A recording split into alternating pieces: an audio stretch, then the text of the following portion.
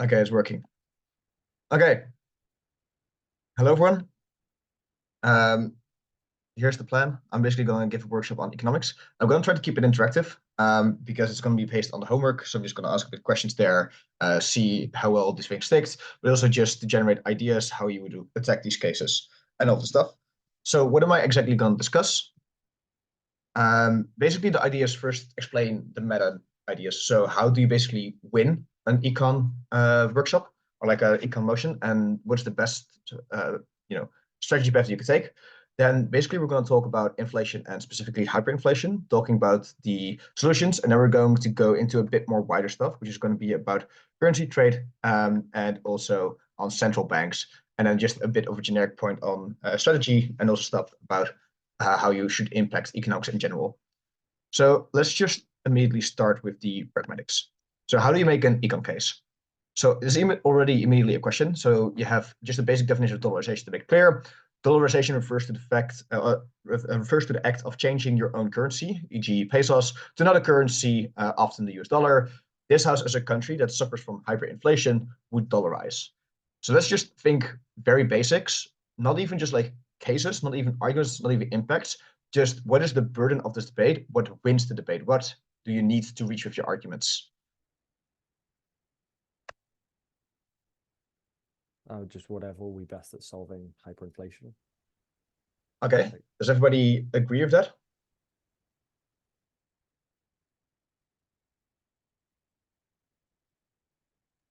Whatever solve the problems that are the impacts from hyperinflation. So we have to identify the problems with hyperinflation and then solve these problems and Um, show how these problems are the most important. yeah, so I kind of agree with both, but I also disagree because I think you're thinking too grand scale. Because what basically wins is you need to explain how people overcome or mitigate the struggles that are basically coming from hyperinflation, because the hyperinflation part basically adds the context. Trying to solve it is maybe a good idea, but being able to already just talk about the impacts is something that's already going to be good for you, because there's also a lot of things you could do actually why hyperinflation is very unlikely to be solved. It also makes it messier at the moment because you need to overcome more barriers to get there. But also, you can also say what causes more problems, because every policy already inherently comes with a trade-off with policy that you can do or you cannot do, but also there are just already just harms that specific policies enact. So therefore, you can just like think a bit smaller at the beginning, which is just what is the specific context of hyperinflation and what is then going to happen problem-wise, what we need to try to mitigate and that kind of stuff. So also, this is important. Oftentimes in econ debates, people keep it grandiose. They think about how do they get the country out of it. But it's important to explain how this affects people. I want to note this is for two reasons. One is just analytically rigorous. That's to say, at the moment you have made that argument and you actually explain how it affects people, then you're actually done. But also, there are oftentimes judges who, even though they are good, just don't know that much about the economy. So they don't know what impacts people better or what impacts people the most, and also gives you a lot of framing. Because if you moment you talk about one specific issue, for example, hyperinflation has the problem of, you can't afford goods, which might become more important or less important than unemployment. At the moment, you are the only team that actually impacted your specific economic impact. You're better able to stand within the debate. And I think that's important to keep in mind. So how do you then basically then make an economic case? So I think there are four aspects that you basically need to know. Firstly, you need to know the context. That's to say, at the moment you have the motion about hyperinflation, you need to know what hyperinflation actually means. But also, you then, at the moment you have this problem analysis, you need to understand what specific mechanism exists to solve that issue. And here you need to be quite rigor and quite explicit to link the problem then to the solution or the other way around. Thirdly, this is also oftentimes important. You can do quite a lot with actor analysis. So at the moment that you have a motion about a country, explaining how the government looks like, how its institutions, such as central banks or banks in general, work look like, already can just win your debate. And at the moment, then you do the mechanization of like how this actually impacts the economy, then it becomes a really strong speech because then you've done a lot. So don't underestimate that there's still oftentimes actor analysis that you need to do. And lastly, like I said, you need to impact it. So you really need to go back. How does this influence people? And how does this most influence most people? And just do the generic weighting on severity, on scale, all of this stuff. Again, people tend to forget this because they feel like, oh, I know about econs, I could just talk about inflation. And they don't really talk about how this influences people.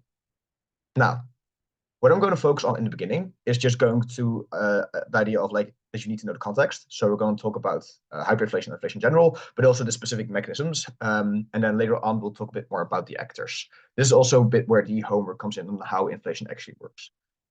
So let's just start immediately again with this motion. So I'm going to warn you, this motion will come back a lot. I'm sorry, Ayal.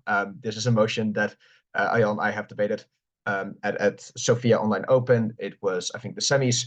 And I think this is like a very good example to use because not only will you need a lot of things about inflations and currency to know how this works, it's also one of those cases where a lot of times in semis, they're just econ motions were a bit more grandiose. Understanding how to best tackle these more grandiose like cases and these more grandiose debates, I think is good, especially if you want to go and do better in outrounds. So let me immediately ask you the question, what are the specific economic contexts that you would need to know to debate this motion well? Somebody who hasn't talked yet. There are no wrong answers.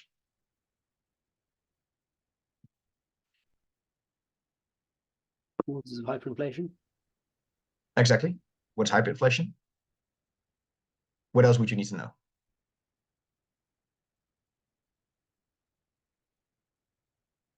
Maybe think of very basics. We have a problem, and this is one of the solutions. What else would you like to know? How else is hyperinflation tackled? Exactly. You want to think about alternatives. Okay, you also want to know indeed what hyperinflation does, but what else would you maybe want to know about hyperinflation to tackle this motion? Again, it's a bit more basic than you maybe think about. You have a problem. What would you like to know about the problem? Like why the problem came about in the first place? Yeah, exactly. It's root causes. And I also want to note that especially with hyperinflation, it tends to be more complex and tends to differ. So you also want to say what is the most likely case of how if hyperinflation comes into play. So I think those are kind of like most of the things. So how does hyperinflation happen? I think also an important thing is we're talking about dollarization. And dollarization is a specific process. You kind of like want to know who's basically in charge of the process, who kind of like control the currency, and also the idea of like alternatives indeed. And I think these are things that we're all going to discuss and also we're all going to talk about. So let's just start with recap on inflation. So can someone tell me, you've all read you already did the homework, just very basics, what is inflation?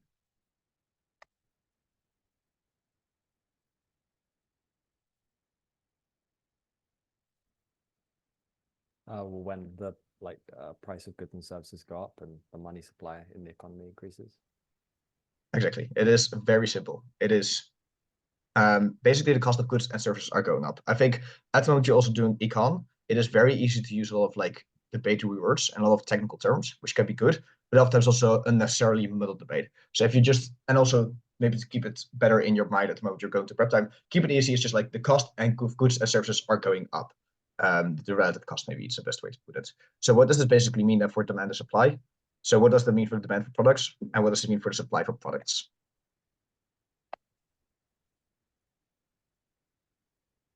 There's less demand and more supply. Yes, that is the consequence of inflation, you would say. What would you say would be then the cause of inflation? Or like what would be the if you want to say like the demand of products, what would happen with the demand of products for inflation to happen? High demand. High demand, yes. And then it would be the opposite for supply. It will be low supply. Again, this is just very basics. So then what is hyperinflation? Hyperinflation is oftentimes when it becomes way too high. So the goods rise in price, but by way too large margin. And I think overall, you can basically assign two major reasons why this tends to happen. So let's just talk about external shocks. So oftentimes you have an economy which is dependent on quite some stuff.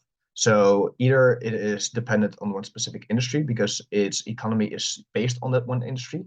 So at the moment, you, for example, are a country which just does a lot of manufacturing, but you specifically do manufacturing in forming steel, for example, and making tin cans, then you're really dependent on just like having ores or having at least some materials that you can use to melt that. But also in general, there's oftentimes a high dependency on things such as gas and oil. And I think this is just very intuitive, right? Because again, for industries, you need to have energy. for, factories, you need to have energy to be able to, for example, melt these ores to be able to create sheets, but you also just need this for transport. So you need this to transport your goods, you need this to warm up your houses. And oftentimes this is why when there are going to be external shocks, this is oftentimes also driven by oil. Second is also important, which is more contextual. At the moment you have natural disasters or when a war happens, and it basically impacts your economy in a similar way, where there is either your supply chains are being disrupted, which might not even be in your country. So for example, a war might happen in another country and it might hurt your economy because you have created a dependency on it.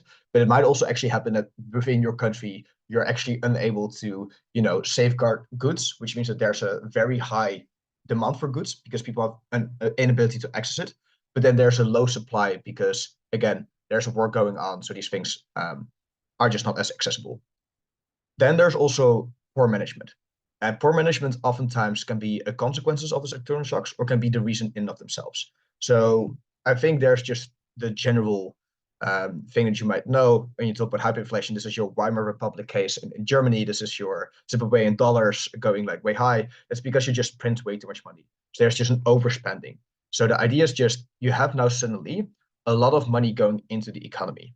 And it is not even about people knowing that a lot of money is printed. Because again, trust does matter in this case. But even if there is just inherently more money in the economy and you somehow secretly or covertly have printed that money in the economy, the fact that there is just already more demand for goods and people have more money just means that the prices go up inherently. So this is just inherent. But there's also, again, a thing where you're going to have a lot of overspending, where there's also a lot of perception that matters here. So at the moment that companies expect you to overspend, and therefore it might be bad for your economy, they might try to make things be paid out in the short term. So the thing is, at the moment, you have, for example, lack of trust in institutions. You are oftentimes unwilling to take to have a person pay out a loan later, because also that means that your currency again becomes cheaper. Like they have more money because again, all goods go up in general. At that point, it oftentimes is preferable for you to just ask them to pay that loan right now, because in the long term, that money might not be worth as much. And also this lack in currency then also actually happens on the ground. So at the moment, you as a person know that the goods in the supermarket are going to be way more expensive in a month. You're much more likely to want to bulk shop. But it also means that oftentimes you want your companies to already pay out your money, your salary immediately. And this oftentimes then leads to just a vicious cycle where there are just a lot of problems and you're unable to solve it because there's just a lack of trust. So either from these larger institutions, just government and banks, and they just want you to pay out loans right now, or they're unwilling to give you long-term loans, or they might just make it more difficult for you, but also from people on the ground, which then also immediately harms these companies. And this is why this is a ripple effect, and it's also why it's so difficult to solve. So you basically create a vicious cycle here. Now, I've already given you most things, but I want to note that oftentimes there's also an interlinking. So the fact that, for example, your supply chain is disrupted and also just hurts your whole economy already shows that oftentimes there is a poor management, because you have created an atmosphere where you've become over-reliant either on specific countries or specific sectors, which show that there are maybe already some problems here, right? There's maybe more corruption where these industries have so much power over governments and that therefore is such a high focus on it, or there's just a capacity issue there where they're just unable to branch out their economy because it's the only thing that they can really have, or it's the only really thing that they have a competitive edge towards, or there are some other problems with currency, which we can go into later. But also this poor management inherently makes it more problematic to try to solve these external shocks, because at the moment that a policy goes through and there is a lack of trust, there's just a lot of problems that even if the policy might be on paper good, it is just not believed. And the moment people don't believe in the policy, it is not going to be, you're not going to invest in that country still. So you still might have problems with investment and trust and all of these things. But these are definitely intermingling effects. Let me immediately ask you a question. So currently there is quite some inflation in Egypt. I don't know if you would necessarily want to call this hyperinflation, but it has been going around 30 to 40%, which is, I would say, significantly high. You might not have read about this, but just think about what you know about what's currently happening or what has happened in the past. Can you just think of some reasons why there is a lot of inflation in Egypt?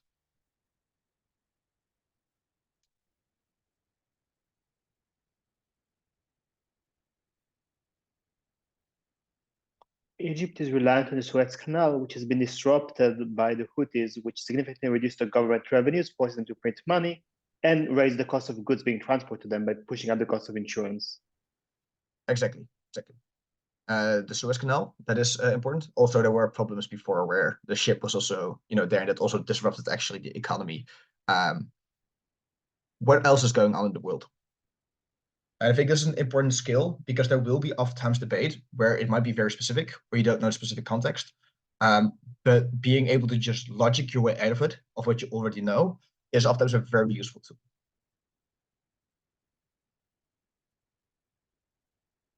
Maybe threat of war in Gaza, so people lose trust and are more likely to try and spend money quickly to get goods now. So you say a Gaza war, and the people are saying people want to have a lack of trust and they want to go now. Do you mean in Egypt or in what way? Yeah, so people in Egypt fearful of a war spreading, so more likely to spend money in the short term. Okay. There's indeed a way that the Gaza war actually influences Egypt, but it is not necessarily with fear. It is actually kind of a fear, but not necessarily of a war happening in Egypt or rebellions breaking out.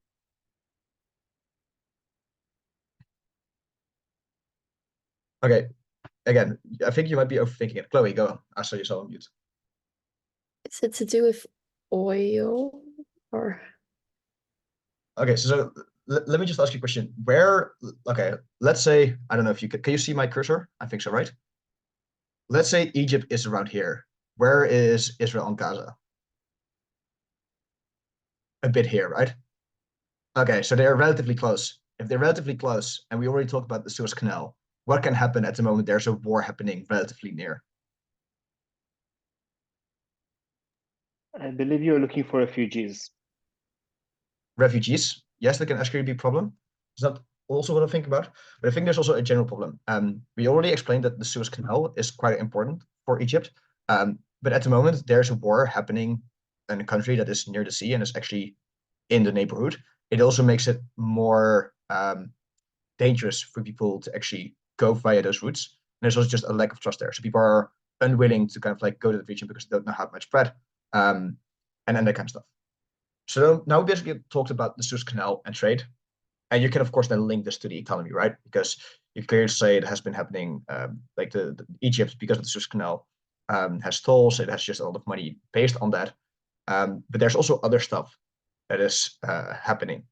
And it's something that's also been impacting the European Union and European countries in general.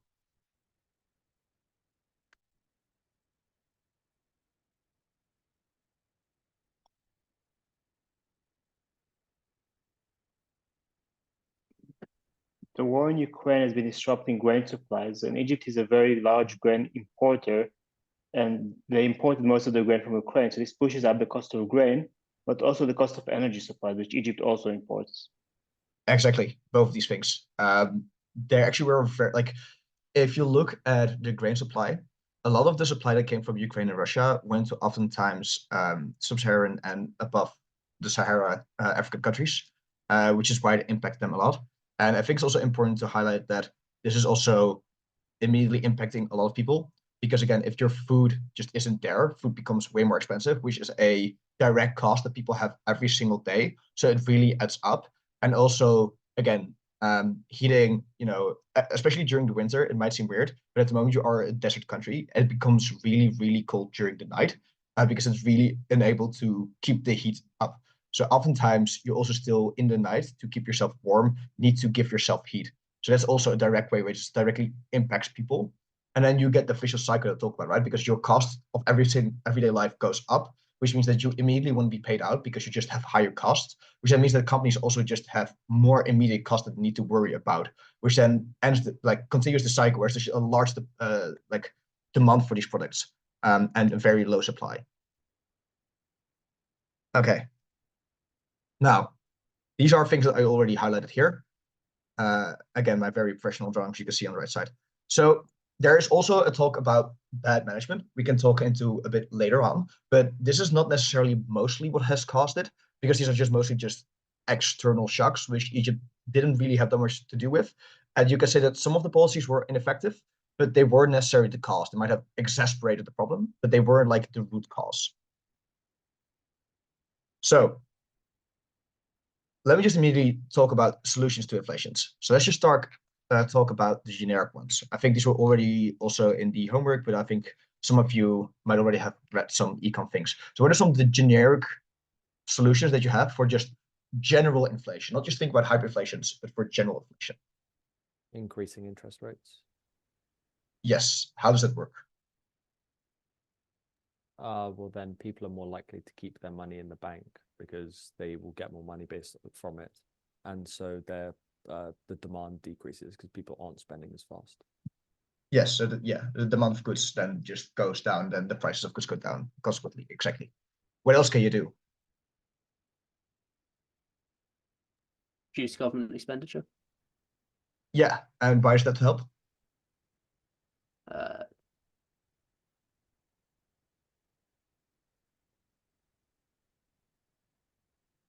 I guess people doing the same thing in terms of decreasing money supply and decreasing demand.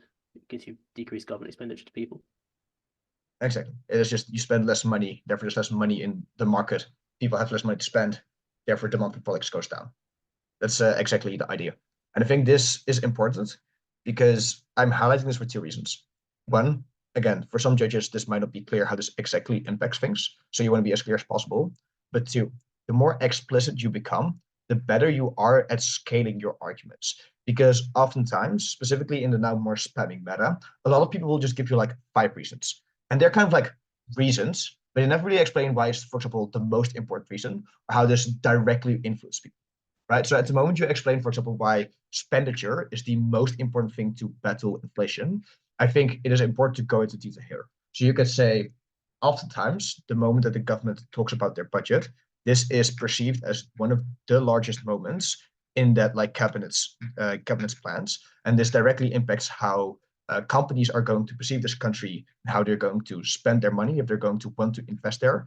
But also, it is just because it necessarily goes with billions of dollars, this directly impacts how many jobs are created from projects, where this funding goes to, and then also how accessible it comes for new companies to pop up, and then also these like beneficiary tax, like these other benefits that you can have. So again, now because you have a larger explanation how it actually works, the scaling of how much inflation actually becomes decreased at the moment you cut spending actually becomes clear for your judge, and therefore you're actually able to prove a more explicit and a larger delta. So then let's just talk about indeed the generic solutions. I think these are the two things that I already also had on the slide. For external shocks, it's actually a bit more complicated. So firstly, if it is possible, you want to try to find replacement. So this is either by trying to invest in a different sector which might grow and never become large. This is oftentimes a more of a long-term solution because setting up a sector in a time of crisis is quite hard. But also you might try to go for alternatives which actually might directly replace it. So at the moment you think about the energy issue or the oil issue, know that, for example, Spain is more investing in things such as solar panels and that kind of stuff. And there are new technologies being developed to be able to store that better. So at the moment that they, for example, are able to actually create surplus, they're able to sell and store that energy significantly better, which means you don't become reliant on oil and gas Russia, which then actually solves your external shock issue because you now have found another source that basically can still drive your economy. But you can also just say, you can try to resolve the original cause or just try to sit it out. That's to say, look, as for example, Egypt, we're just too dependent on the strait. We're unlikely to be able to actually make people want to go via the canal without there being some form of a ceasefire or some form of like safe places being guaranteed. And therefore, we need to resolve those specific issues. And the last thing is just trying to go for better management. So what you can oftentimes do is try to go for reforming of institutions. And these can be banks, this can be ministries, these can also be having a new government being elected, never already having more hope, especially if they are more of an anti-corruption party. This is important because not only you're actually able maybe to solve some of the issues, like dependency on one industry or inefficient spending, but also this oftentimes is just a signaling effect because a lot of economics boils down to what extent do people vibe with the market. That's to say, how much do they trust the market? Because a lot of things are just, I think in the future things will go better, and therefore I'm going to invest. So the reason why I invest, for example, my money in Apple stocks is because I believe that Apple will grow in the long term, and therefore I believe that I will make more money. And I'm able to basically let that sit there and basically just buy the stock. But at the moment there is more insecurity, I necessarily feel like I have an insecure thing that might give me money on the long term, or its value is very abstract, or I can have money right now, which is more secure and I can spend on goods right now. Which means that oftentimes it is more important to also have this signaling effect than just to only have good policy. Also, there's also other stuff that you can do with better management where you can become dependent on other institutions. So you can also have, for example, the IMF help you, the International Monetary Fund, the World Bank, the US Federal Reserve. And this also becomes important for for dollarization, how this kind of works. That's to say, if your trust in your country has deteriorated so much, then it might become too difficult to try to say that any reform will help. And therefore, it might actually be good to try to rely on other places. So this is, for example, in Argentina. So Argentina went twice bankrupt in the history. And they just have a lot of problems with corruption. They have tried a lot of different solutions for the economic crises, such as trying to peg their currency towards the US dollar, trying to do a lot of things. But they've oftentimes been unable to do so because, one, the institutions that they built were just like not good enough. So there are some basics for when you want to, peg your currency to the US dollar that you want to do.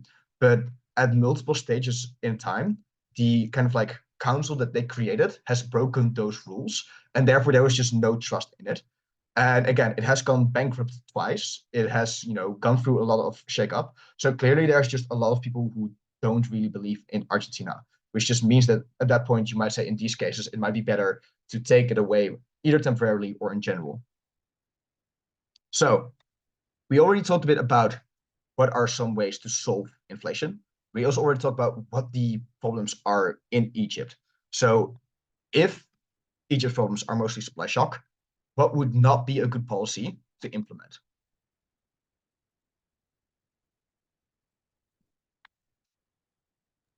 Raising interest Changing rates. management. What did you say? Changing management.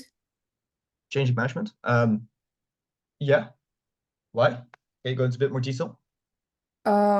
Because we already have management that is capable of doing things quite efficiently, and it is not a problem with management that we are coping with right now. So the new management will cope with the same problems the old management used to.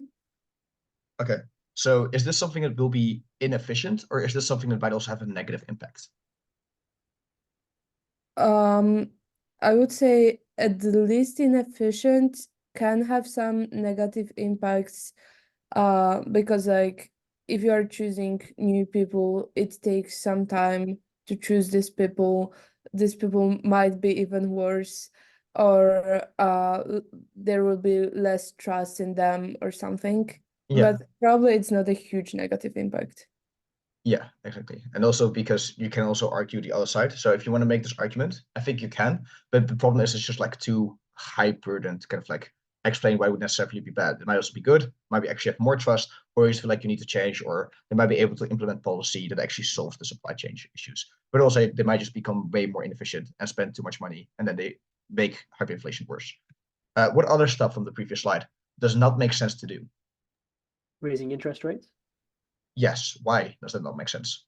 Because raising interest rates affects demand. It's a supply side problem. So you would not be Exactly. Exactly. The problem is not the demand for goods, it is the supply of goods. What else would not be good to implement?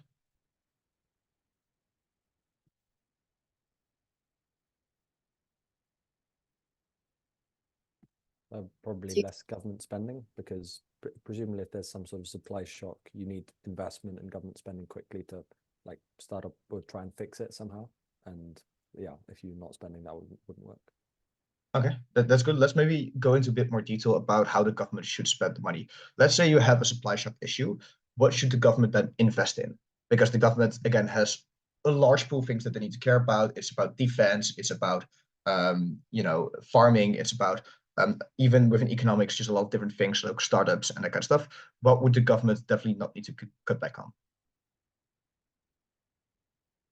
Well, probably investing in, well, like if with the example of oil, investing in different forms of energy or trying to build like pipelines to other countries that might supply the oil. Yeah, that's good. What else? So the creation of stuff. What also might be a bottleneck at some point, if it's not just going to be the creation of alternatives. This sort of storage. What is the storage you have? Exactly, it is the storage. It's also other parts, which is about accessibility. So, for example, if you want to pivot away from Russia for gas, and you want to pivot maybe more towards Saudi Arabia, or you want to pivot away to sub-Saharan countries, then you need to, for example, build more roads and build more trading infrastructure towards these places to just make sure that everything goes smoothly. But also a big part is by making it accessible for companies to, work on it.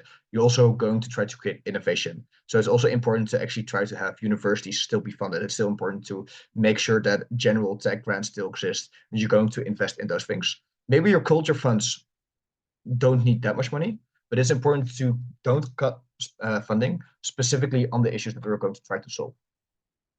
So yeah, and this is also actually what Egypt has done. So as you can see from this excerpt of this paper, the response of the Egyptian central bank to the inflationary wave over the past year followed the dictates of economic orthodoxy, namely the increasing of interest rates, which clearly actually didn't help because there's still problems with inflation reaching almost 40%. So that is just already a lot of stuff.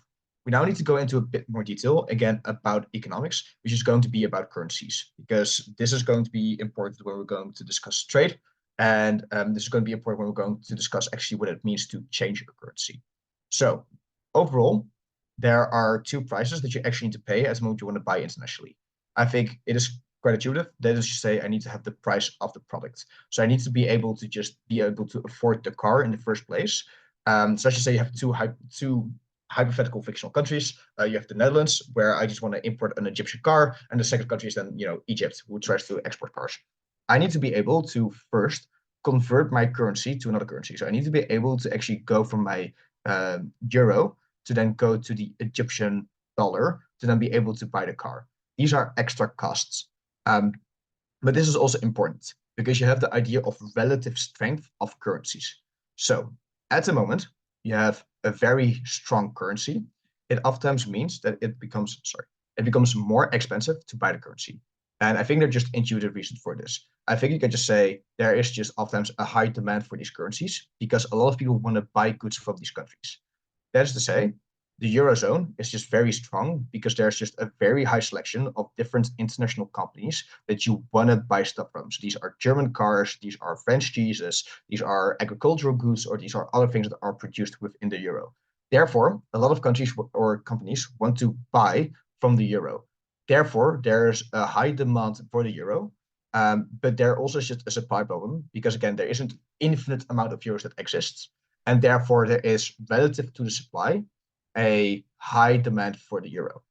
That means that it is very easy for the euro to actually then trade to other currencies because a lot of people want to actually have the euro. So it's always going to be relatively cheaper for the Netherlands to actually buy goods, for example, for buy the Egyptian dollar, then it is relatively to buy the Egyptian dollar to then go to buy euros. Now, why is this important? One, it is an extra transaction cost. But two, it also creates a lot of problems. So let's say Egypt doesn't actually only produce cars, but rather it has cars, but it also has some rare minerals that everybody likes. So this might be, for example, diamonds. At the moment, a lot of people want to buy the Egyptian dollar, but only specifically because of the diamonds. It means it's harder for the car industry to actually become independent of it, or be able to develop independently. The reason for this is quite intuitive, in the sense that it becomes very expensive to buy Egyptian dollars. So at the moment, there's another country who also produces cars, but then actually has similar prices, but then the currency to get there is cheaper. For me, there is less cost there. And this is also how you create the dependency. Because at the moment that one industry becomes the main exporter and you don't diversify, that is the moment that other industries are oftentimes becoming too uncompetitive for you to be able to branch out. And this is also when you are going to be more vulnerable to hyperinflation. Because at the moment, there's now a specific supply shock. So let's say for diamonds, maybe there's just a problem with diamond cutters or like the mining extraction things that you need to actually extract these diamonds. At that point, then the thing that mainly exported you and the thing that made you competitive basically isn't there anymore. And therefore you're unable to actually, have people come into your country and try to invest. And there's just also going to be a lot of problems with people not trusting your economy. So this currency is quite important. And it's also important to highlight that this is oftentimes done by central banks. The central banks in general are the ones who are going to be responsible for the currency and the wider economy in general. I'll go into a bit more detail later how this looks like. Are there specific questions about the currency part or the part that we had previously about hyperinflations, the examples, any of it?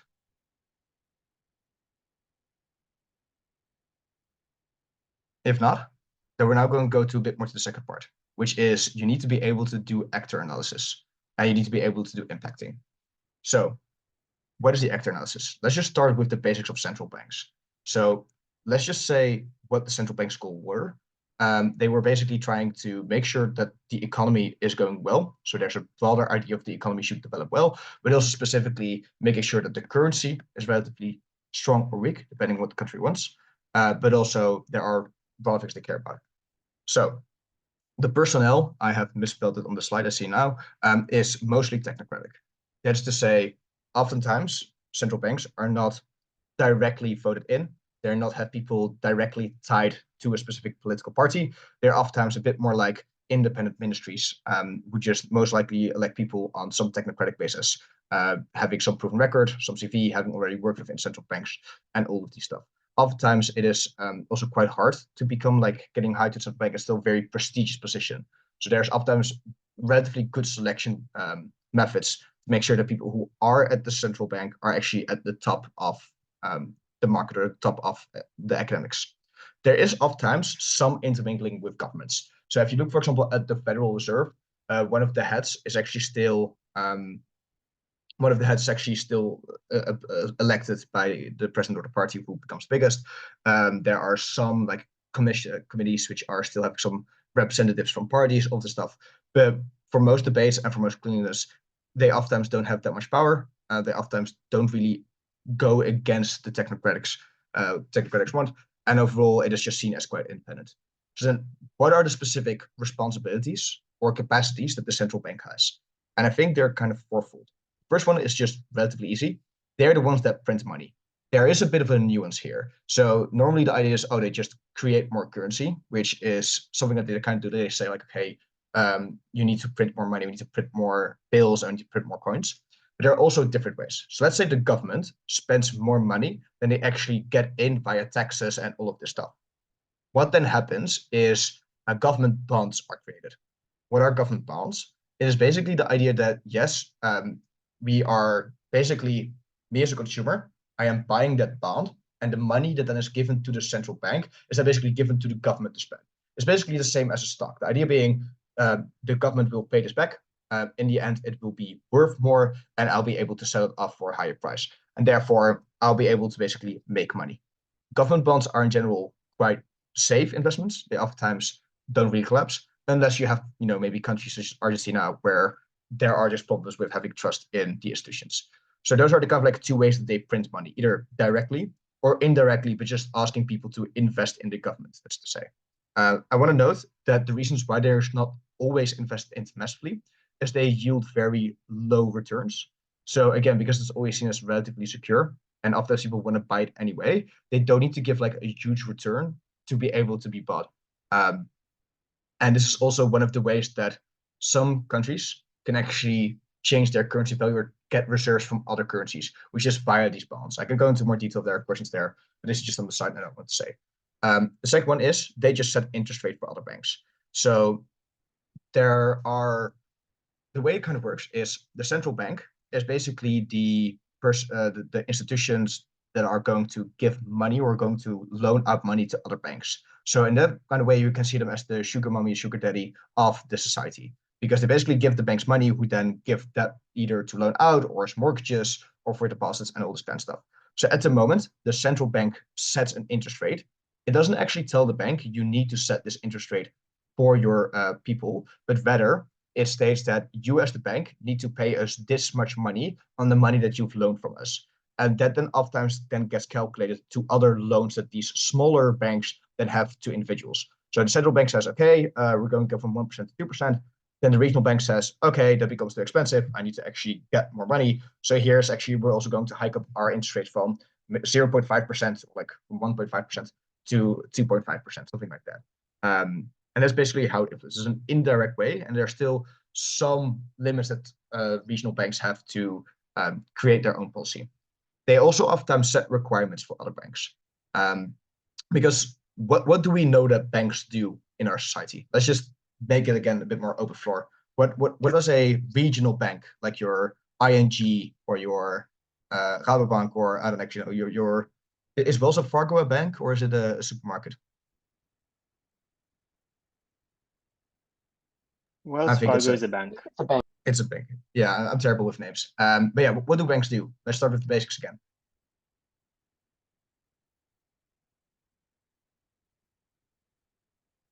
Provide loans and mortgages to consumers and businesses for them to buy things. Yes, exactly. What else do they do? So it's about loans. We already talked about. That's why we have interest rates. What else do banks do on the consumer level? They Just think very store people's money and they use it to invest back in the economy. exactly. So they have deposits, and a fraction of those deposits they need to have cash on handy. And those are kind of like the requirements that you can have. But they can actually also set some requirements for what they want to have investments in. So you can have, for example, quotums of like, we want you to invest in X industry, or we want you to not invest that much in these things. Or at the moment you have an investment portfolio, it needs to be diversified into these and these aspects. So there are also just quite a lot of requirements that they have. And there's also just a policing functions. So they can just give you unworded advice. At any time, they might just be like, okay, give us your papers. How are you investing? How are you looking at this? How are you selling these mortgages? And then they're basically saying, okay, we think that this policy is just not good. We think you should do X, Y, Z. And they basically give an unwarranted advice, which oftentimes then is followed because, again, you're quite dependent on the central bank, but also it will look really bad for investors and for other people if you're just going to deny what the central bank is going to say. So this is important because now you're able to understand not only what central banks are, but also how they are in general formed, or how they should be formed. So at the moment, they should be independent, and the moment they aren't independent of the government, then you can already explain that it basically means that there's very lack of trust in these central banks, and therefore how they and therefore immediately how the economy might work. Because again, central banks, you can show now, have a very vital role in making sure that investment is done fairly, people have access to the money, and that you're able to have an economy going. So now we talk about both currencies and central banks. There are a bit more, you could say highbrow, or a bit more complex ways that you're able to deal with hyperinflations. Overall, there are kind of like three things that I want to highlight this. I already mentioned some of them. The first one is just devaluation. This is just very simple. It is your $1,000 bills now become $1 bills. So you change your currencies. What is the problem with this?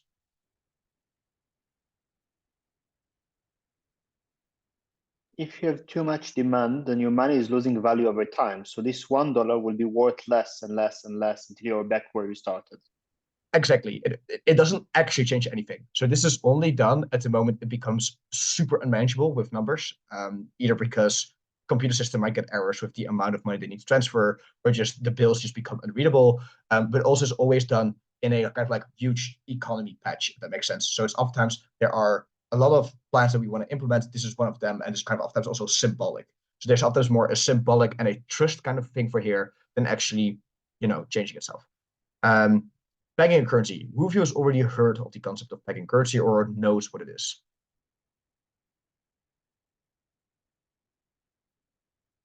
Okay, I already mentioned a bit in the workshop.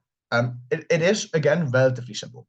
It fixes a range of values for which a currency can be bought or exchanged. So the idea is that, for example, you could say, I want to buy 10,000 Egyptian dollars, then I will always need to pay 1,000 or 1,100 euros. That's kind of like the idea.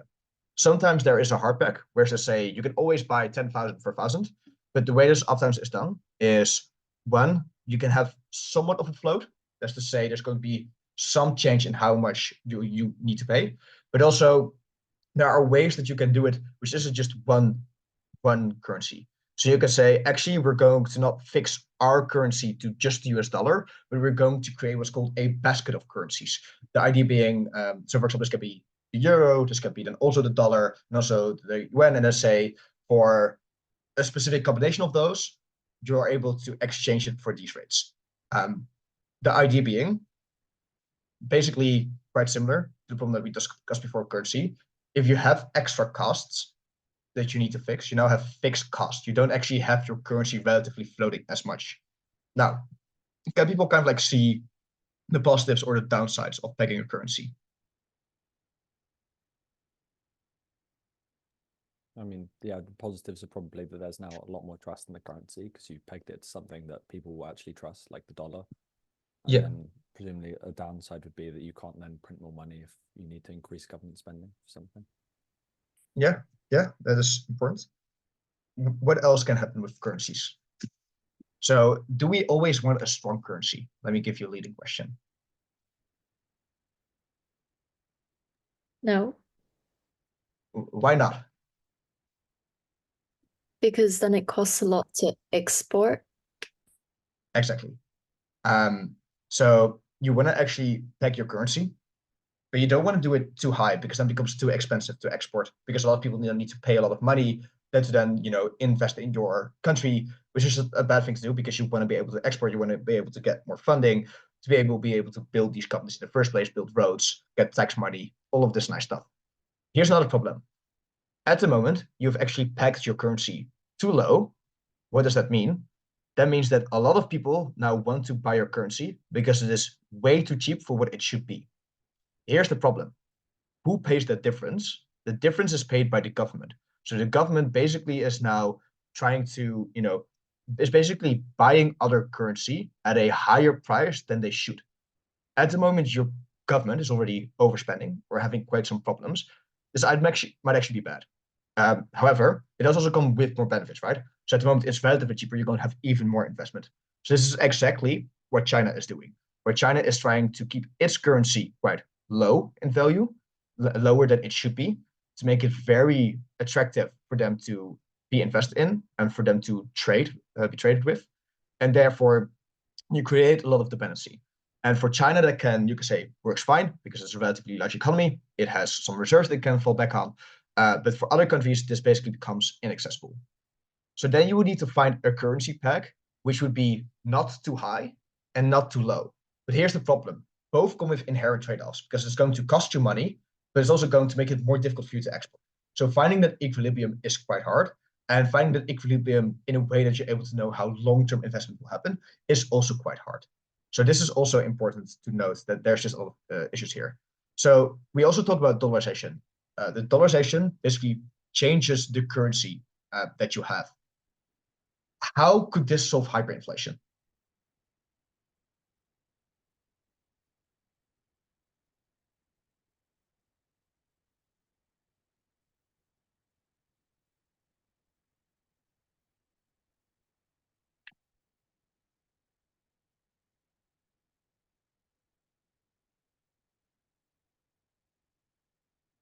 This is a genuine hard question.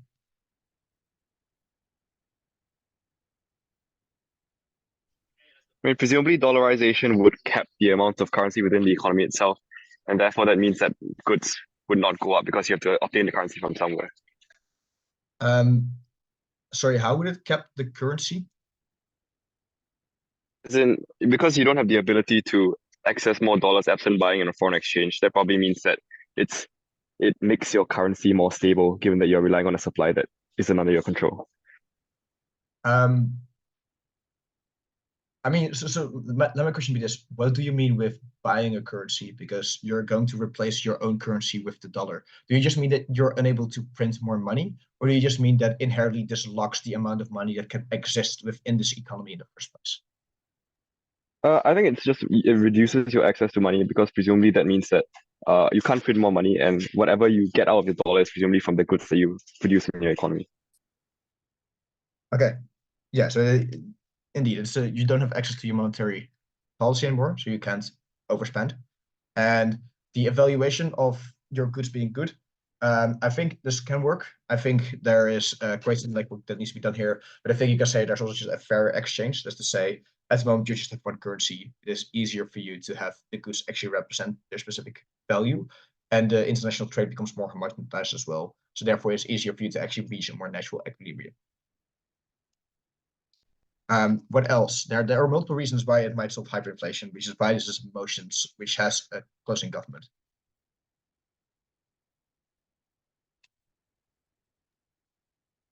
If people have trust that the currency is not just going to devalue, people are more likely to invest and store their money in banks, so the demand goes down. Okay, yeah. I think that's a good point. Let's ask a question. Was one of the problems that we highlighted with hyperinflation the lack of trust in currency?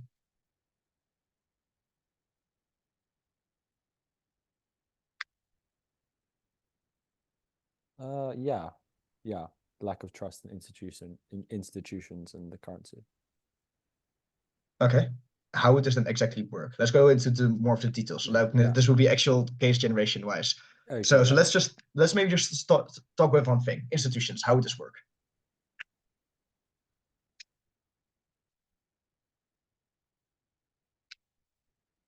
Well, if there's not much trust in the institution, like whatever your local or your country's central bank is, then taking it out of their hands and putting it in the hands of like the US, which is generally everyone in the world generally trusts, is going to increase trust. Exactly. Now we talked about the institution parts. Let's talk about the other part, the currency part. Does trust in your currency matter?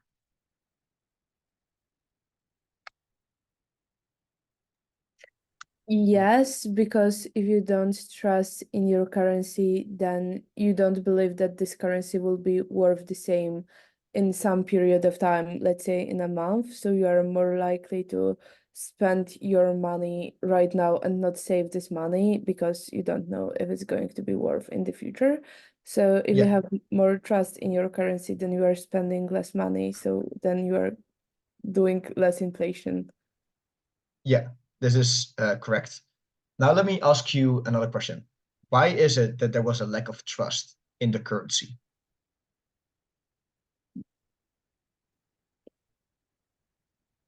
Because it was hard to predict not even hard to predict.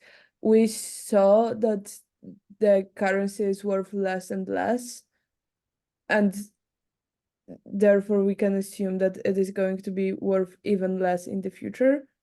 Yeah. So what this explains is why hyperinflation causes a lack of trust in the currency, which then might indeed make it less likely for people to invest, which might worsen hyperinflation. But was that currency going to decrease in value the primary reason why the hyperinflation existed in the first place? Probably no. Yes, that is indeed what I'm trying to work towards, which is this solves some of the issues, but not all of the issues. So here are some of the things that I talked about. I wanted to talk about and go a bit more depth. So the first one is the idea of promoting trade. So the idea being, at the moment, you just have lacking investment, either in your economy as a whole, or for infrastructure plans, or for technology, or for whatever alternatives. It just becomes easier to trade because people just have less transaction cost. Again, the initial cost is just completely removed. And you can also say people just have more of your currency. Therefore, it is easier for you to just be able to find people who are willing to buy it, because at the moment there's just going to be an inherent extra step that might be unwilling to try to even change it, because there comes inherently a risk with that. Also, there's the idea of more stability. So I want to work this out in two specific ways. One, international companies have now more stability because it's just easier again for them to trade as well, and therefore they have more reliability in what their actual prices are and how they're going to set them. But I also think that this is important for banks, because banks oftentimes have reserves, but those reserves aren't always in their own local currency. So they might, for example, have stocks, government stocks, or other kind of stuff, which might be in another currency. But at the moment their own currency actually devalues, then that means that that asset becomes less. But at the moment that the asset that you have, which were stocks in another country, or just things that are available in another country, which is more stable, and you are able to access that because the amount of money that you now need to get from that is just in dollars. So you don't have that whole instability of your currency. This creates a significantly more stability for specifically institutions which are important, which are large corporations, which are more likely to already be spread out internationally and therefore have access to these assets, or banks who are kind of like the driver of the economy because they create loans, they give you mortgages, they make it so that people are able to afford a house, all of this stuff. And again, I want to note, in each step of this analysis is explaining why it is so important for them, right? Because why is stability so important? Not only because it gives them money and they're able to, be able to be better with crisis, but also it already is this trust aspect. Other people see this and other people know that they are actually better able to recoup any losses, which means that the likelihood of them wanting to have banks, for example, pay out their loans now is less because they trust they were able to pay in the future, and all of this stuff. So again, the more specificity you have, the more likely your impact becomes, and also how large your argument becomes. Because now it's not just about trade, it's also about mortgages, also has become about banks. Now, fiscal responsibility. Basically, this is indeed the argument, the idea that basically you can't make it up with printing more money. So the idea is basically just twofold. One, countries now really, really need to focus on making sure that their banks are going to be secure, but banks themselves too. So oftentimes banks do have risk assessments, like parts or like groups who are doing risk assessments. And the fact that they know they can't rely on the government necessarily to build them out, for central banks to give them money, all this stuff, means that that's going to tip to them trying to go for more secure impacts or more secure policies in the first place. The same works for the government, where they feel like, okay, we're unlikely to try to overspend in the short term and try to make up for it in the long term and basically push it down the line for the next politician, because we have no capacity to actually resolve this or to print this. So therefore, we don't want to do this. There is some problem with this, but let me go highlight the second one, which is a bit easier, which is at the moment, you already just don't trust the central bank within Argentina, for example, or Egypt. You can just say the fact that you just have the US Reserve, the people who are going to make policies, is actually overall quite good. And then you can say, here are reasons why they're likely to care for your country. You can say, look, more trade dependency, so their companies also might go under. At the moment that they're going to have policy implemented through, is going to be that there's, because of globalization, a lot of markets have actually synced up. So at the moment a recession hits, it kind of hits everyone. So this happened, for example, with COVID. Again, not necessarily exactly the same, but it does significantly sync up because supply chains are so interlinked that at the moment one company has problems, that means other companies also have problems because they don't get their money, which oftentimes means that at the moment there is just economic crisis. This happens almost everywhere, which means that at the moment you want to hike interest rates or want to lower interest rates, you're going to do that when it syncs up. But also you can just say there's just a larger capacity, right? So they just have better tech, they just have better people, they have a higher selection pool, they already have more institutions, they have more experience with research, they most likely already have other countries also dependent on them. So they already have experience with other countries going under, how they would need to make sure their industries go right, where they don't become too dependent on one specific industry, all of this stuff.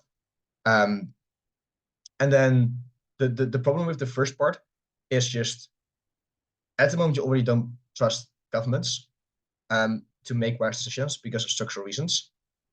Just taking away the possibility to save themselves doesn't actually mean they become less irresponsible, because of the reasons were things such as populism or the fact that the economy is so fucking difficult to predict in the first place. It becomes very hard for you to make sure that your policy actually will be effective. Means that it is very unlikely for this to actually change. And the problem with the second part is proving why it has the incentive to care for your specific country is still relatively low, because you can say there are just more proximate need for them, right? The US economy is clearly more dependent on the US economy than the Argentina economy, which is necessarily already smaller. But the sinking of the sinking of economic cycles also is dubious. So in this debate, we were closing opposition, and one of the arguments I also brought was like, look, oftentimes a lot of countries are very much dependent on their own agricultural sector because they oftentimes don't import agricultural goods. And oftentimes it also is that even though globalization does exist, most trade partnerships are made more locally because it is cheaper to trade because you have less transport cost, but also there are oftentimes more historic dependencies.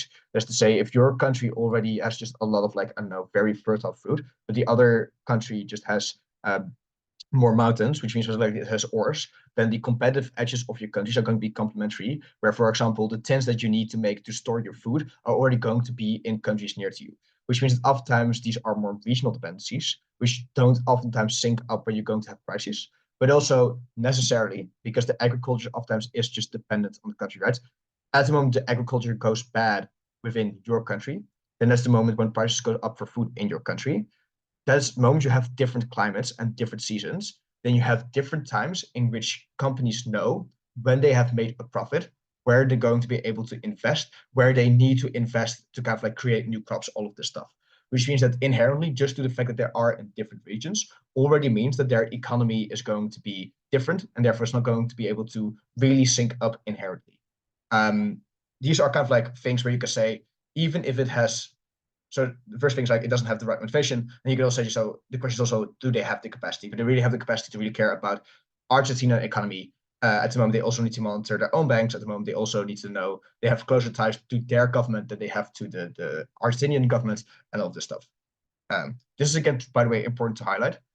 In general, when you're going to do actor analysis, and this is true for every single motion you're in, you need to prove two things. One, they have the motivation to do something. Two, they have the capacity to do something. So at the moment, you want to make a case which is about X will happen in Y way, or sorry, X will act in Y way. That is already a higher burden case because you have two steps that you need to prove. This is not necessarily something that's unovercomable, but this is important when you either want to attack these arguments, because you can either just disprove capacity or disprove motivation. But also, you need to be aware of this because sometimes people just don't prove capacity or don't prove motivations. So be aware of those points. So that's a general debate skill that I want to give everybody. So lastly, no speculation on currency. So one of the things that you can say is basically at the moment you don't have any people expecting your currency to go down. They don't short your currency. So what does this mean? Basically, a lot of the investment market is gambling in the sense that I predict that X company will go up in value or go down in value. And if you say it will go up in value, then you basically buy the stock and then you believe that you can just sell it off. But you can also short it, which basically means that you feel like it will actually go down. The exact mechanism for this is a bit abstract, but the idea is basically that you're going to so the idea basically being that you're going to be able to buy and sell a specific thing at a specific time for a specific price. So at the moment that you, the idea is, let's say James actually already has the pesos, like these Egyptian pesos or whatever, or Egyptian dollar. I basically then buy this from him right now, and I basically sell it off to someone. And the idea being, I still give James in the end his Egyptian dollars back, but I buy it later in the market. At the moment, it becomes cheaper for me to buy. I actually bought like 100 for like $100 right now, like the same amount of Egyptian pesos that I will buy in the future for only $75. So that I made a $25 margin because I sold already the goods to others. So that's often what you mean with shorting a currency. The idea being that I'm able to make some money here and be able to actually get you make profit here. Why am I saying this? Because again, this is one of the things that makes hyperinflation bad, because people expect your currency to go down. So therefore, people are going to bet on it. And because people are going to massively bet on it, people don't want to actually spend money in the future. I want to note again, just like having the stability in this currency, it doesn't necessarily mean that this is one of the root causes of hyperinflation, but rather this is one of those knock-on effects of hyperinflation, which makes it hard to deal with. Now, why do I actually explain the specific mechanism for why shorting a currency looks like? Is because it also immediately explains why this is not one of the root causes for vicious cycles within hyperinflations. Because what I need to do is I need to find someone who has Egyptian dollars. Now, okay, that is relatively simple to do. There are people who have Egyptian dollars, and then want to sell it to me for US dollars. Also not that problematic because, again, people want to have that.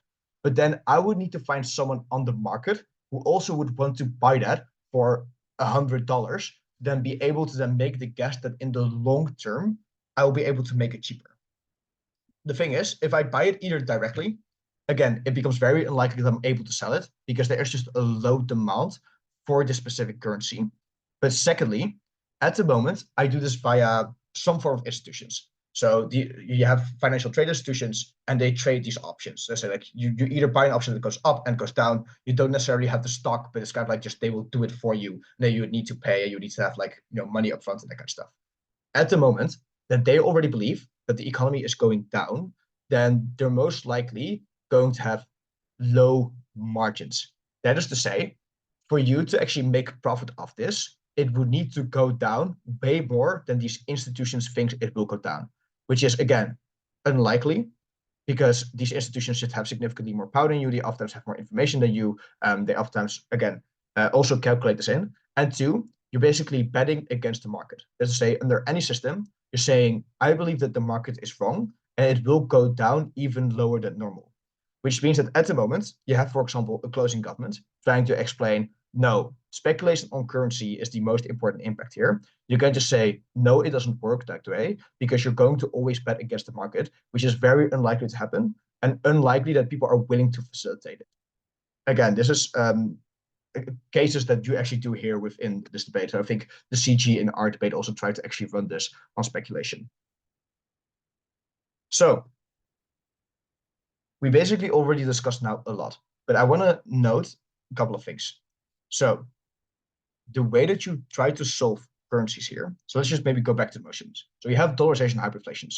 We now know what the root causes are, which are oftentimes external shocks or mismanagement, but also who's basically in charge. So the central banks.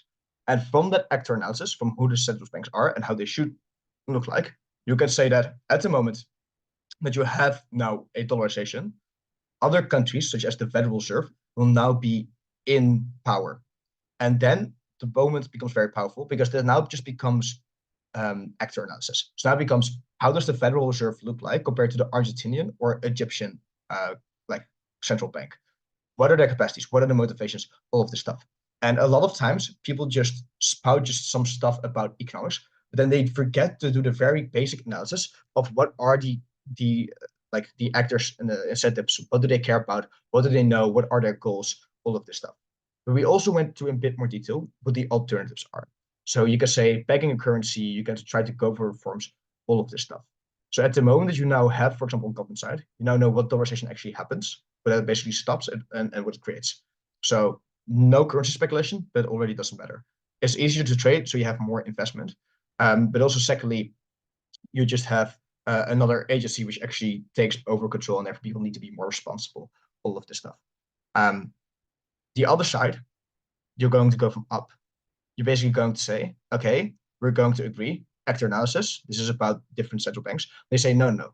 The US bank is always going to have very bad incentives and inherently weighted off about other stuff that you could do. So you say, look, going through a dollarization process cost a lot of political will. So we can actually go for a lot of reforms, which just state higher requirements. We're going to have more cut-offs with the government, all of this stuff. And they say those reforms will be sufficient and we at least have control. Or you can say, we're going to actually peg a currency. Because peg a currency basically means we're going to have, fixed rates for currency exchange, but you still have the central bank.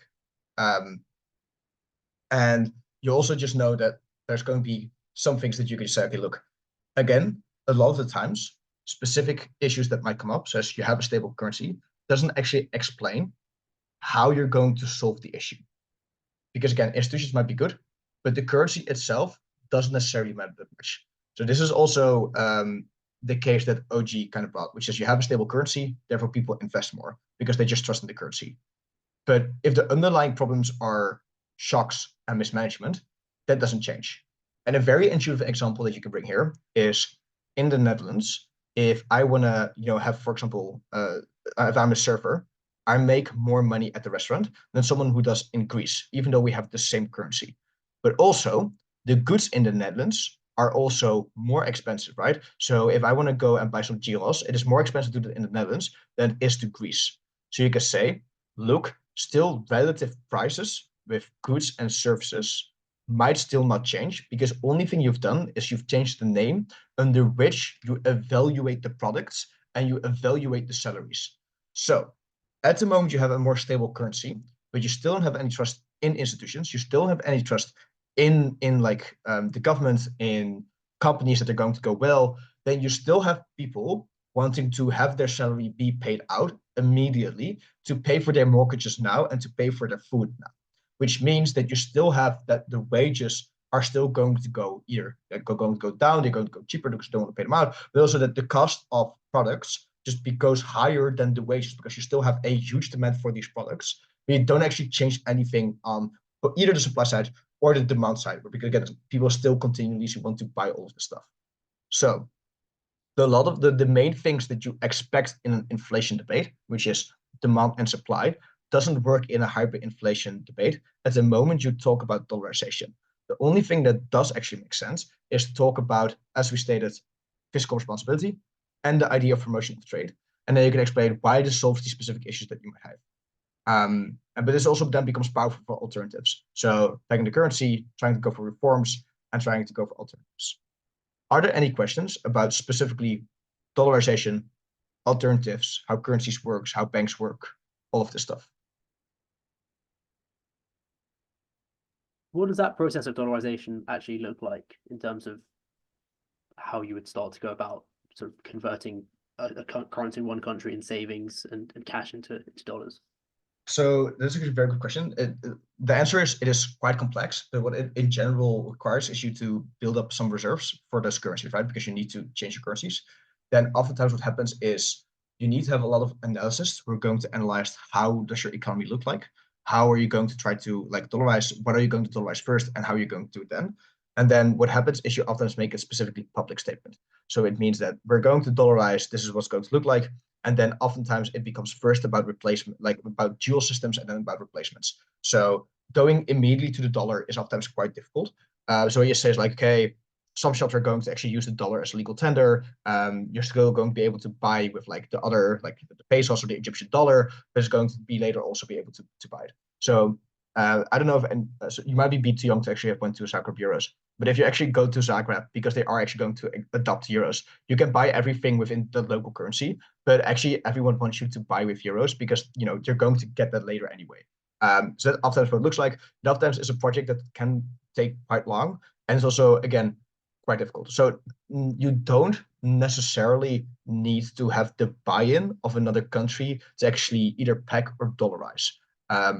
The intuitive reason also being this: if this would be the case, then the US would always try to fight China on this, right? Because if the main reason why China is actually able to have a good currency and have like a lot of trade is because they have a low value currency, then instead of having a trade war, the US would be like, no, actually, no, we're going to stop you from like pegging our currency, which they're kind of doing.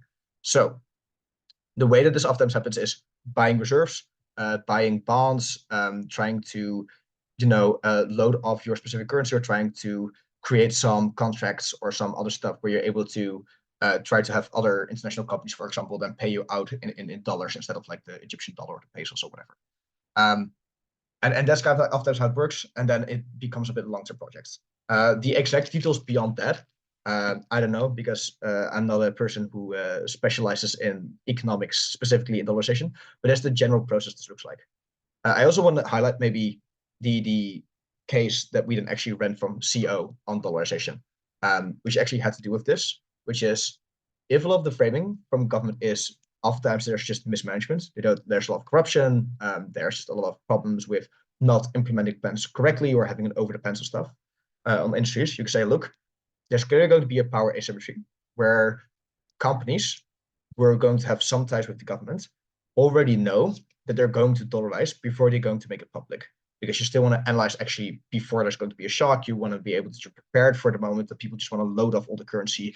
You want to buy up reserves without it being too expensive. So you want to do this kind of like to a certain extent secretly, and you want to be able to not make this too well known immediately if you just have the idea of dollarization, which means that oftentimes larger companies are just better off at actually dollarizing because they're able to buy it cheaper and they're able to buy it in stock now, which also means that later on it becomes more expensive to do, because again, then the demand for your specific pesos for industries currency goes down way more because the supply is lower, but also demand is even lower because people are just selling it off. So therefore, oftentimes you guys say therefore a lot of rich companies are able to do this, with a lot of people on the ground will be significantly worse off. And therefore they're going to either have like a lack of trust in the government, they're going to have a lot of problems with being able to adapt the dollar in the first place, at which point any form of alternative would be better. So you can say pegging currency also makes trade, better. Sure, you might not have a central bank, which is different, but it might still promote trade and be good, but also doesn't come with the opportunity because of this being done unfairly, because again, the currency peg is just something that happens for all currencies, not something that one company could access better than another company, if that makes sense. Or you can also run forms about political stability, but it's something that's more a bit on the other slide. Does that make sense on how dollarization actually works? For pegging the currency, how can there be speculation in your currency if it's like pegged to a range of comparison to the euros? Wouldn't that have similar mechanisms why people can't really speculate in your currency now?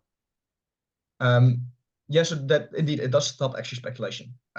So the reason why you might want to have somewhat of a basket or like somewhat of a range is because it allows you a bit more freedom as the government to have your currency still devalue a bit, or it might still go up a bit, and therefore you maybe need to spend a bit less as a government. But also it creates a bit more flexibility where there is just some capacity for institutions to negotiate with each other which rates they do want to set. So that is why you want to set it. But for most purposes, if you want to actually debate this, you say that there is some leniency, but like clearly not significantly less than it would be in the status quo, because then there's some form of a free fall that can technically happen. And is the government can they still print money if their currency's been pegged to the euro or the dollar or something like that, or are they not able to do that anymore? Yes, they are, but I think this becomes with the same problem that has before, right? Because at the moment you you devaluate your own currency by printing a lot of the currency. That means that at the moment that the trade of it is either if it would be too low, then that would mean that the government would actually basically it would cost the government money because there's a difference that needs to be paid off somewhere. And if it's too high, the peg's too high, then the problem is you don't have the investment because people don't want to invest in your country. So you can still print money, but it still impacts it, and also impacts the trust again, right? Because if you still believe that the government is just always trying to solve the issues, not with good policy, but by printing more money, then people always feel like, okay, this is not a good country which knows how to supplement this well, or how to solve these issues well. Let me actually think a bit more in detail what exactly it would look like if you print too much money.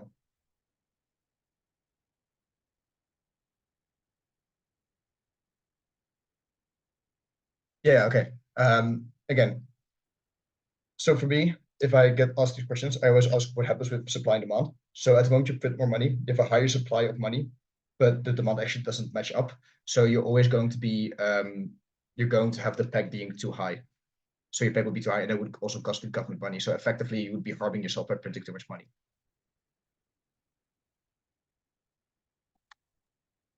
Okay. Are there any other questions about the economics specifically? I'm going to have a bit more of a meta slide later on about other things to look out for econ debates.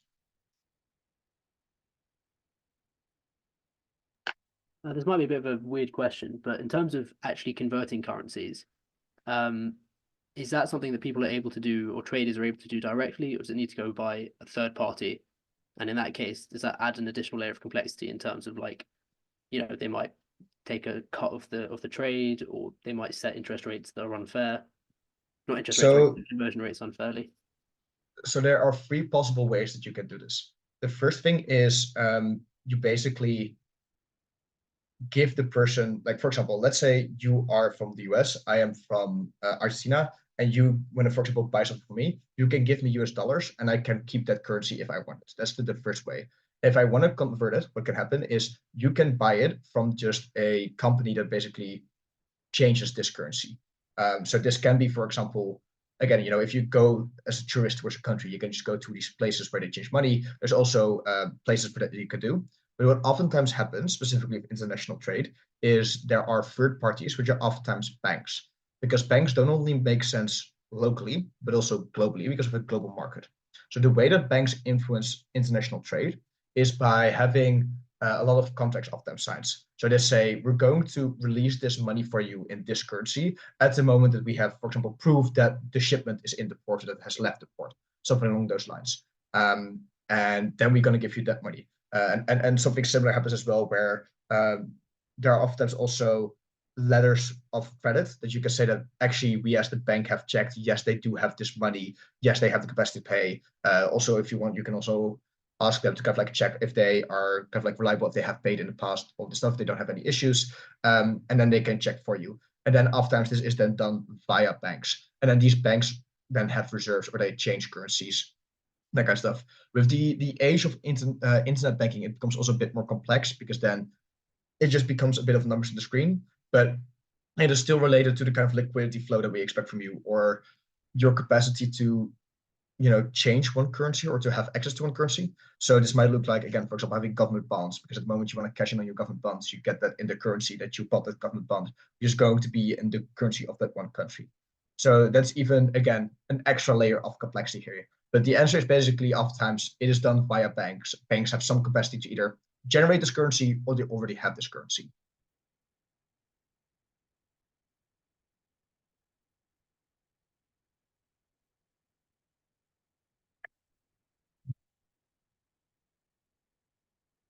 And again, this back knowledge, by the way, about how international trade works is also something that you can perfectly work into arguments for government side. So at the moment you say you have a stronger control from like the Federal Reserve over these banks, you can have stricter requirements about how much, what it means to be a good creditor, or like, what like when you can actually get letters, you can have tighter controls on checking people's accounts. You can have tighter controls on how much money or assets that they need to have that they can convert into other currencies, all of this stuff. And then you can say this is especially important, not just because of the actor cost, because also this specifically solves the reliability. And a lot of problems is just risk assessment. And risk assessment doesn't just come from a higher cost, but also a lack of trust in other international parties. And then you say at the moment, one of these links has already been made. It becomes significantly easier for you to actually continue trade. Because oftentimes, again, governments and countries and companies are willing to invest in other places. But at the moment, they already have a past relationship with you. They already shown that you are like a worthwhile trader. So that's why oftentimes the initial link is something that's important. But after that, it becomes already easier because you just know that they are trustworthy, or you just know what you can expect from them. Or even just the bureaucracy, you know who to contact, you know how long it will take, all of this stuff. And then you can say that this specific line of analysis is actually what explains international trade. And then you're able to vertically extend on your opening half, which might just say, cheaper cost. It is higher burden, but it's also a bit more interesting, and it's also a bit more explicit on how it scales.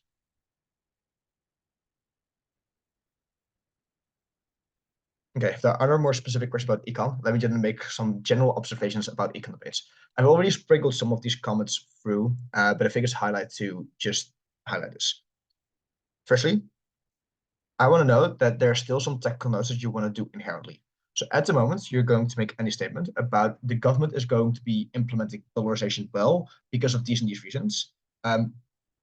This also happens on the other side. Because again, if you have, for example, you can say dollarization will work well because the US have all the incentives, and the IMF too, to make sure that this is implemented well, because they have given loans to you oftentimes, they already are trading with you and they don't want you to collapse, and they don't want you to, have a lot of political instability because they need you for supply chain reasons and all of this stuff. If this is the case, any alternative that opposition might go to also has the exact same analysis. So at the moment, you're going to try to go into detail why this implementation is good. You don't need to go into extreme detail because it will shoot the opposition in the foot if they then go for an alternative. So the most important burden is to explain why the implementation will be good, then why this implementation is uniquely good. So again, the unique thing with dollarization is you take away the access to a central bank who can print money on demand, or like a way for politicians to interact with this. Or there's just a unique way in which trade becomes easier to do. But also, at the moment, you're going to have the idea that the government's going to be corrupt. Why is it the fact that it's going to be corrupt mean that alternatives that you're going to implement are less corruptible, or if they are corruptible, that they have less bad outcomes? And this is technically important because a lot of times people have an econ debate. They either don't know what is going on because they don't know the economic context, or they do know the economic context. in the first case, they oftentimes are unable to create a case because they don't know what to make. So they don't really think about strategy. The second case is they get swept into, oh, I know this information. I know how international banking works. I know how this trading works. But then they lose sight on what it means to actually have a tactical case. And that is why I also started the presentation with asking, what wins this debate?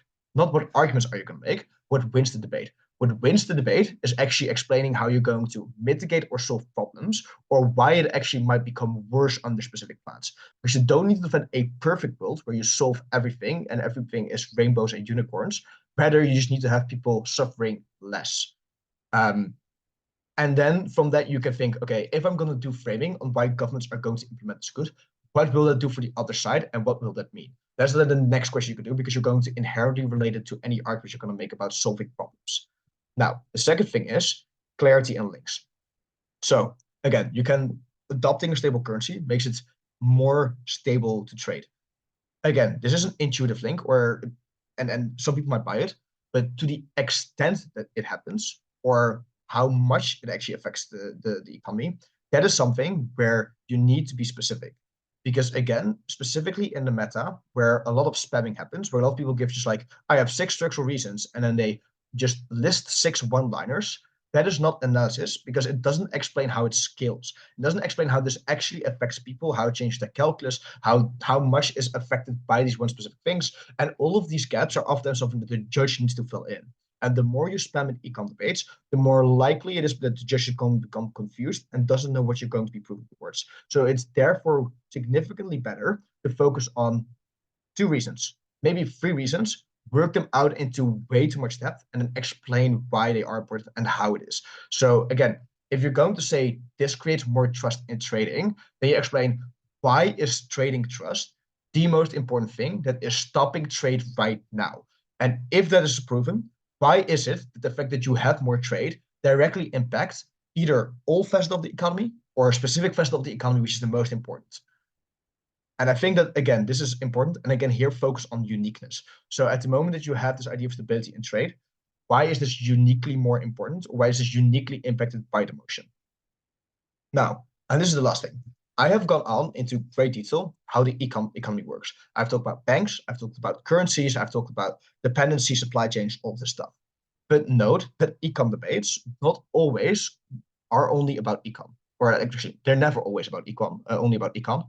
So sorry, let me actually reflect on that. So note, econ debates are never only about econ, because there are other factors that are important, right? Because at the moment that trust is very important, your political stability also is important. But again, if the economy or the economic splash is just completely washed out because people just give 6 reasons, they give 6 reasons. One might be a bit more Bible than the other, but it's just very difficult to prove. Then the other impact that is proven in debate is still a valuable argument that is more likely to actually win debate. So there is this general saying in STEM, which is, guess, like, keep it simple, stupid. This is definitely true for econ cases. You now have the information, but still keep it simple in what you're trying to prove. So ask yourself, what wins the debate? How does all the analysis that I have, when you go into detail, actually explain how you're going to, win the debate? And if it doesn't, if it is irrelevant, scrap it. But if it is relevant, only then go into detail. So don't have complexity for complexity's sake and just because you want to show off you have all this framing. Use it because you are thinking that it's going to actually win you the debate. And I want to note that especially in closing halves, you can just have other impacts which can still be very impactful, which aren't about economics. So, you can talk about political stability. So when we're talking about, for example, adapting a currency, you can say, look, adapting another currency oftentimes comes with a great political cost. And I think you can say there's oftentimes a cultural and national kind of like pride in the currency. There's also a link to it, but also you are literally giving up control of something that people still see as quite powerful, like a central bank, to now a completely different country.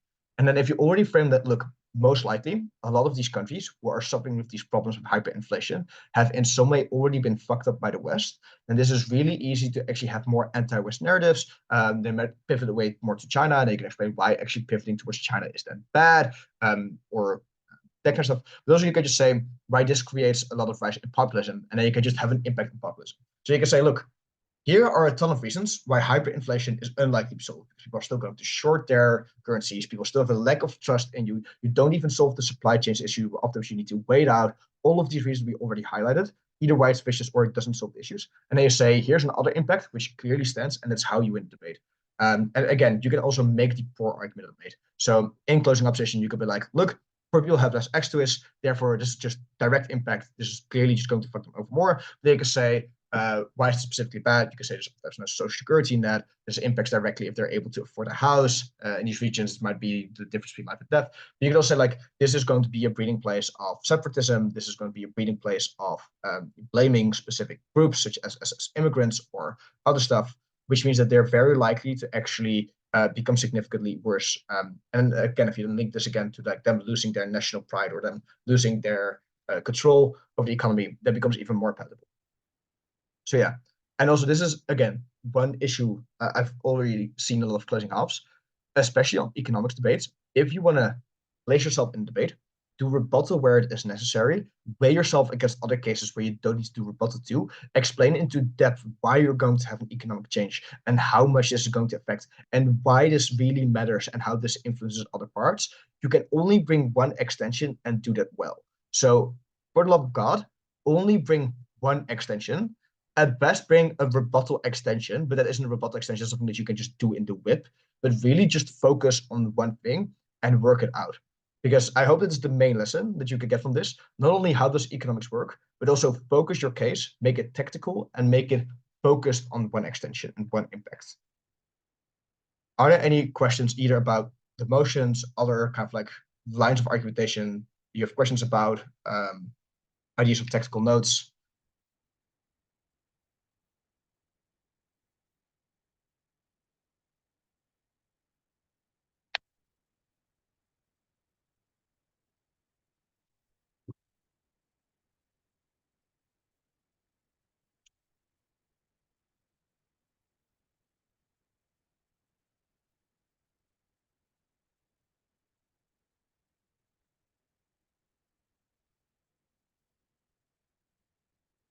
Okay, it seems like people don't have any questions about either tactics or more general comments. Okay, let's see. I think there should be a safety slide. Yeah. Also, I have this PowerPoint. I also send it to Ayal. I want to highlight a couple of things. If you were a bit unsure about the answers that you've given for the homework, you can actually check them here. I have highlighted some of them.